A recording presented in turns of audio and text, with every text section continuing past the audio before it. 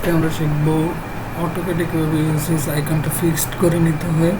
এর জন্য আমরা সর্বপ্রথম অটোক্যাডে ফাইলটি ওপেন করব। অটোক্যাড ফাইল ওপেন হওয়ার পরে আমরা একটা লাইন আঁকি।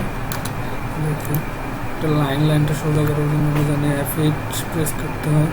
প্রেস করলাম, একটা লাইন আঁকলাম, কিন্তু আমি এটা যখন ছোটো বড়ো করতে যাই তখন আমার ইউসিএস আইকনটা এসে আমার ড্রয়িং ডিস্টার্ব করে। তখন আমরা খুব সহজেই এই ইউসিএস আইকনটাকে ফিক্সড করে দিতে পারি। এর জন্য আমরা ভিউতে গিয়ে ডিসপ্লেতে ইউসিএস আইকনের এই অরিজিনটা অফ করে দিলে আমার ইউসিএস আইকনটা ফিক্সড হয়ে যাবে। এখন আপনারা দেখেন কত সুন্দরভাবে আমি জুম করলে বা ছোটো করলে যেটাই করি না কেন আমার ইউসিএস আইকনটা কিন্তু একই জায়গায় ফিক্সড আছে, যার কারণে আমার ড্রয়িং করতে কোনো সমস্যা হচ্ছে না। জিনিসটা অনেক সোজা, কিন্তু অনেকে জানে না, যে না জানার কারণে সমস্যাটা হয়। এখন আশা করি এখন আপনার কোনো সমস্যা হবে না। সবাই ভালো থাকবে।